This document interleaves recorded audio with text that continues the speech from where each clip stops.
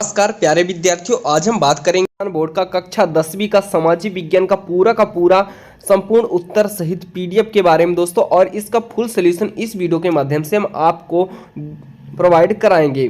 तो दोस्तों आज हम बात करेंगे, यह सामाजिक विज्ञान का पेपर है, पूरा का पूरा रियल पेपर 100 to 100% श्योर। इस वीडियो को देख लेंगे तो आपको अदर वीडियो देखने की जरूरत नहीं पड़ेगी, यह गारंटी है दोस्तों। आपको पूरे के पूरे यानी 70 नंबर 20 दिसंबर का असली पेपर आ गया है आपके सामने आपके स्क्रीन पर। तो चलिए वीडियो स्टार्ट करते हैं बिना टाइम वेस्ट किए।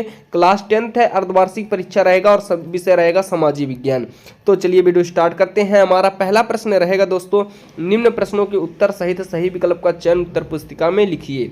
जर्मन बतुल प्रतीक है वीरता का, स्वतंत्रता का, गुलामी का, एकता का। तो इसका हमारा सही आंसर हो जाएगा वीरता का। इसी तरह हमारा दूसरा क्वेश्चन है, जापान के सबसे प्राचीन मुद्रित पुस्तक है diamond suit, diamond pocket, universal tool, ये होली प्लेस। तो इसका सही आंसर हो जाएगा डायमंड सूत्र।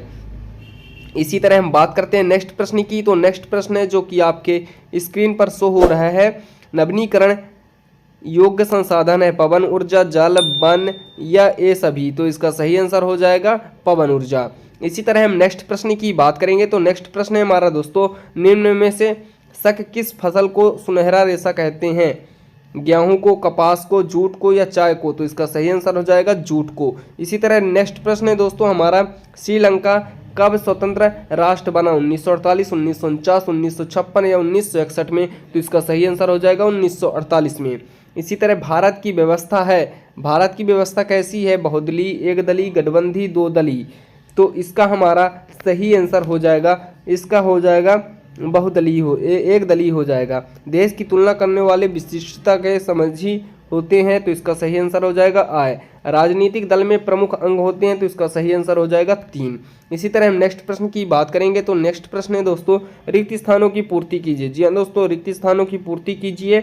इसमें पहला प्रश्न है 1890 ईस्वी में, 1890 ईस्वी में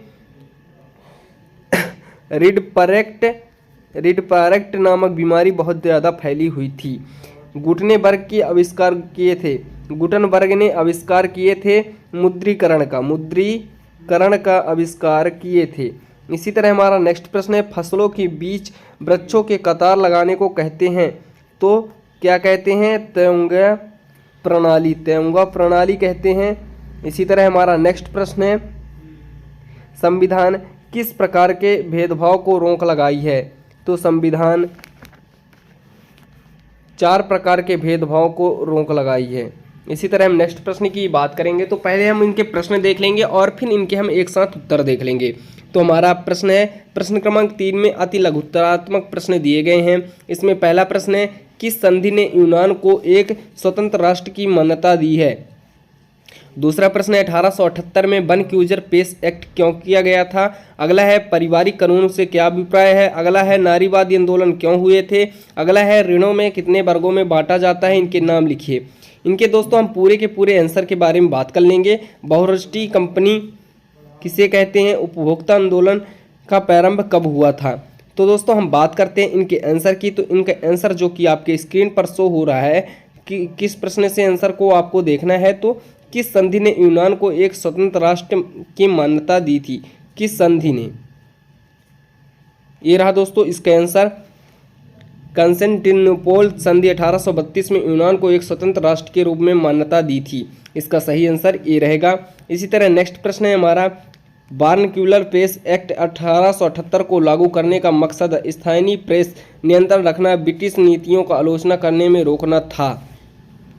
इसी तरह नेक्स्ट प्रश्न है दोस्तों हमारा, भारत में पारिवारिक कानून पारिवारिक संबंधों से संबंधित कानूनी मामलों को नियंत्रित करता है, जिससे विवाह, तलाक, बाल हिरासत, गोद लेना, विरासत और बहुत अधिक शामिल है।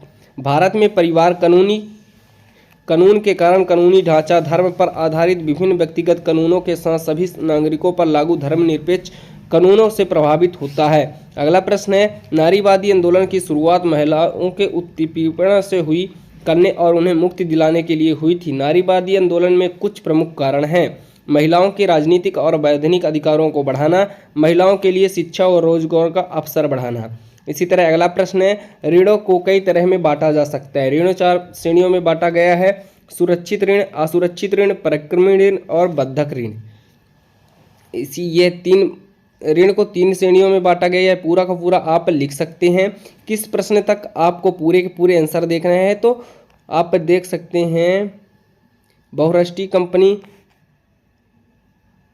ऋण वाली हो गई। 2 क्वेश्चन और बचे हैं तो 2 क्वेश्चन के आंसर हम और देख लेंगे जो कि आपके स्क्रीन पर शो हो रहे हैं।